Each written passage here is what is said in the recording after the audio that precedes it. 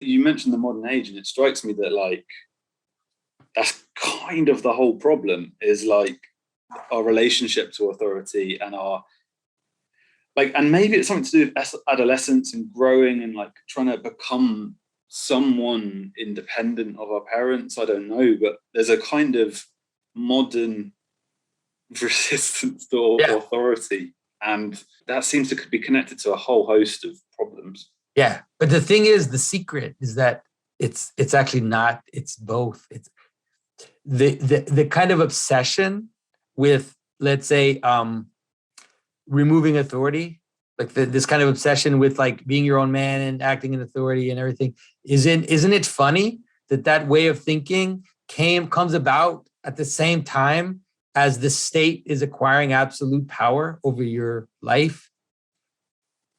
That it's actually those extremes will just, real traditional authority is more fractal and is more organic and is this kind of negotiation and discussion between the levels.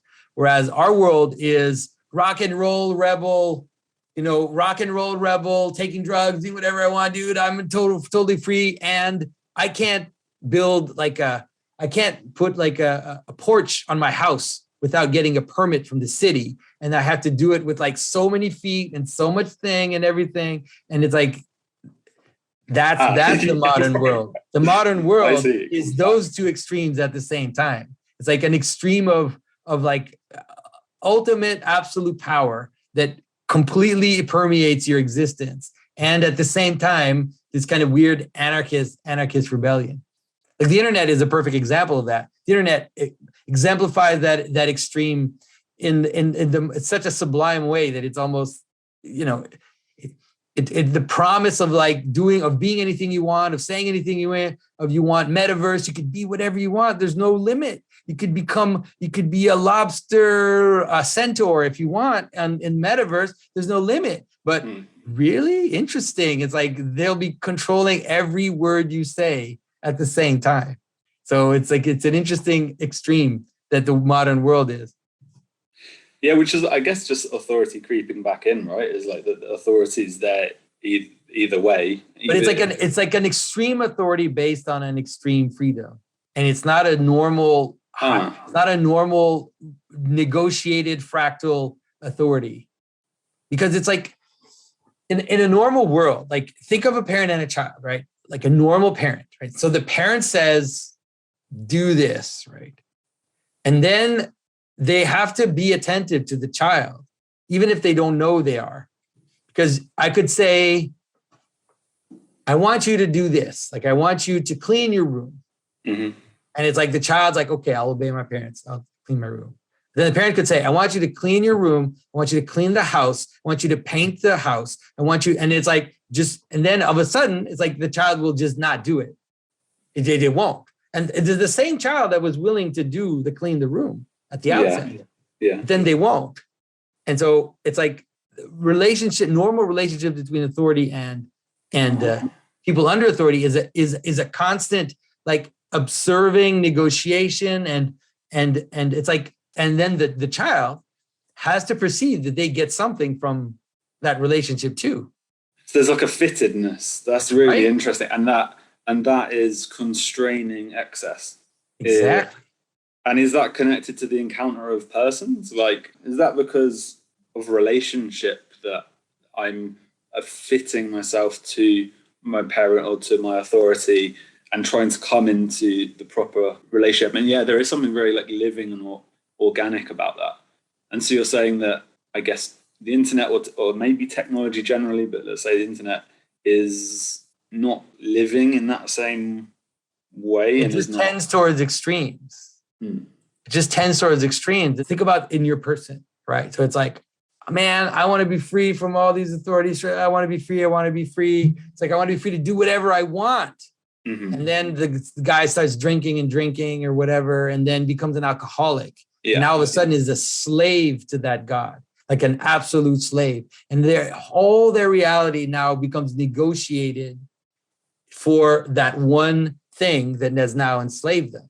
So that's the irony of wanting to break down the structures of normal structures of authority, end up creating tyrannical structures of authority. that will just completely control you. Mm. Like it's actually in the process itself, it just happens. It's not yeah. I don't know if that makes sense. Yeah. I mean, yeah, it makes some sense. I guess it's this submission thing, because like in the sports thing you mentioned, or like the military might be another good example. There's a very military particularly, like there's this emphasis on like submission. Like it's like you can't actually be a part of the body without submission, right? Like if you're not submitting to your local authority and you're not in that right relation, as you're saying, you're like out of the body. Like it cannot exist if that's the case. Yeah, you have to submit. And in the military, especially like in a normal kind of military world, there'll be a fittedness. Of course, there'll be fittedness.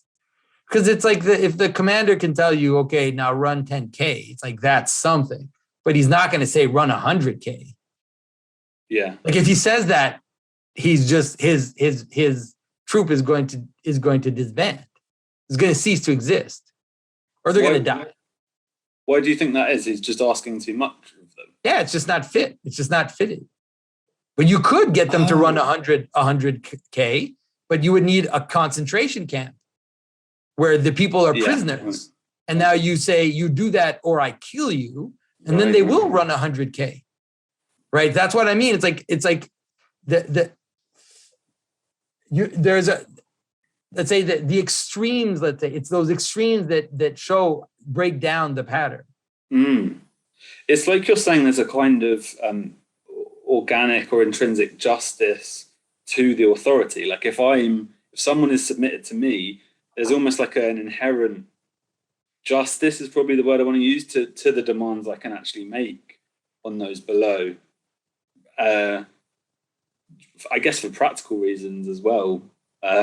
It's just inevitable. Like it's just really reality playing itself out. If you're not attentive to the needs of, so you could say, so for example, like you could say that the French Revolution was a result of a breakdown in the normal relationship of authority that should exist in a society. And so it's like, I can disagree with the peasants killing the king, but I can understand it. I can understand why, as let's say the aristocracy separated itself from its people and then stopped actually engaging and just wanted to get taxes from their land, but weren't there, like making sure the kids were going to school, making sure his serfs were receiving medical treatment or whatever it is that a lord should do. Then at some point, it doesn't hold. Like that system doesn't hold, and it's like that for all normal authority systems. I mean, it's something that people today have such difficulty understanding, but it's like the idea, for example, that like Jordan Peterson jokes about that, not jokes, but mentioned that a lot. Like the idea that like women have been oppressed for 10,000 years by men, and that like the characteristic of relationship between men and women has been like masculine dominance and oppression. It's just absolute bullshit. Like it could never be sustainable. Like there would always have to be a negotiation between the relationship between the man and the woman. And sometimes it might go a little too much on one side. Sometimes it might go a little too little on the other side. But you can't hold it in the extremes for a long time unless you supplement it with technology. If you supplement it with technology, then you can go really far in one direction or the other. So you can create. Yeah. You can create. I think that's something. It seems intuitively, it feels like that's connected to. Use the word organic. It just feels like that a computer's not organic, and that there's something there. Like there's something like quantitative and logarithmic or algebraical, or about that whole system that isn't like my relationship to my mother or my boss or the different human persons I encounter. But it's extension of power. It's always an extension of human power.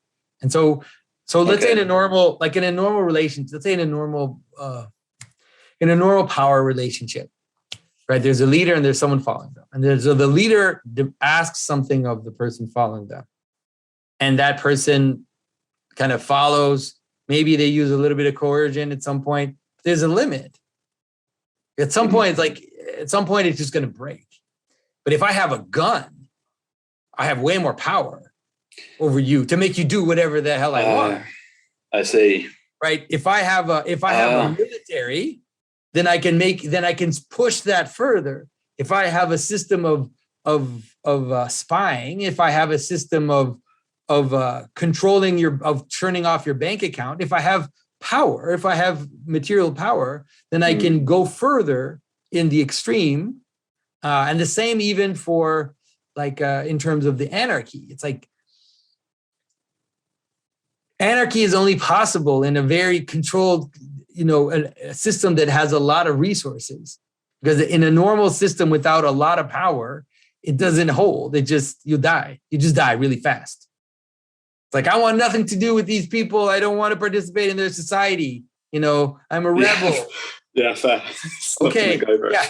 Let's see how long you survive, my friend. It's like, but we only do that. We can only be that way in a world that is so completely padded with a kind of technocratic society that we don't see it. Like So all of these things end up being correlated. Yeah, I wonder what you think about why we don't accept authority and how viewers or how we might look to come into a proper relationship to it. I mean, the best way is to understand. I think the best way for us to understand is that it's inevitable, right? That authority is inevitable. That we follow authority all the time. Every time you stop at a stop sign, every time you drive on the right side of the road, you're obeying authority. We obey authority all the time. And so I think that at least becoming aware of that can help us understand the inevitability of this. Like I said, a lot of people who think that they're being rebels and they're deluded. They think they are, and they maybe act that way on some vectors, but they are not. Like it's a little bit of an illusion, which is based on this padding that we talked about. So I think that that's probably a good idea, is to just realize that it's inevitable, and then also understand the negotiation part, or understand that authority isn't always just top down. It's just very rarely so, especially in normal authority relationships. Because I need to follow your command for it to be authority, right? I need to follow it, but I also need to, how can I say this? It's like, I need to get something from authority.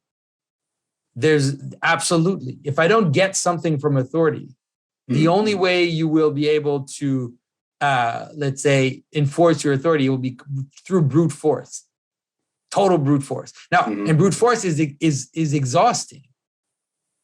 It's tiring. Right. Yeah, it takes your energy. It takes up energy, and so it's a simple. It's a kind of a simple system, and you can see it like it's in modern classrooms. Like modern classrooms are great because the teacher doesn't have real authority, like doesn't have normal authority, and it's recognized that in a way the the teacher isn't an authority figure, right? And that's in the culture. So the kids, they'll flip between being screamed at by like a hysterical person to doing whatever they want and not listening to what the teacher says.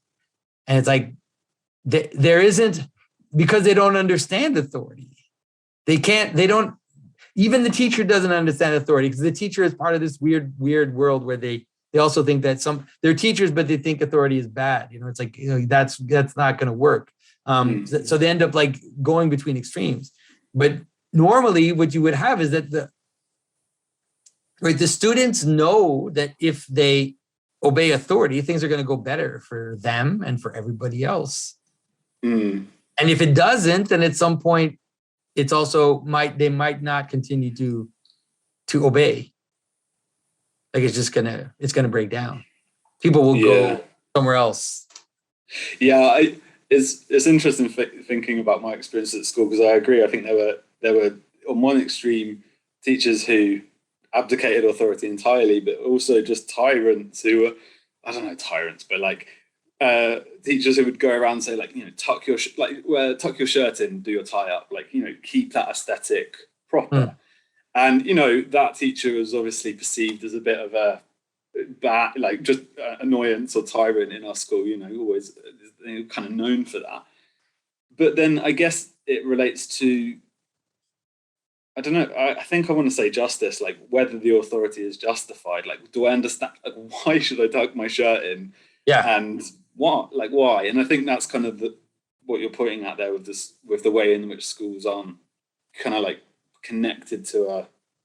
So think of your best teachers. Like, think of your best teachers. Usually, most people, like, maybe I'm wrong, but most people, if you ask them who their best teachers were, they usually identify something like a teacher who was very strict but very involved.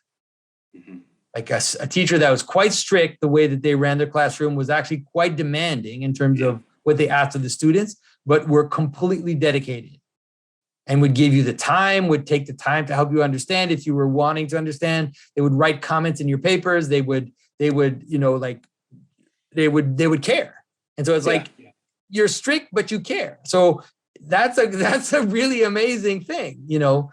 And so it's like, we tend to not be able to realize that exists. We tend to think if someone's strict, it's because they're tyrants and they don't care. And if someone is just lets things go, then it's because they care, but they're not strict. It's like, no, actually, those two things together are usually what make a pretty good teacher. Totally.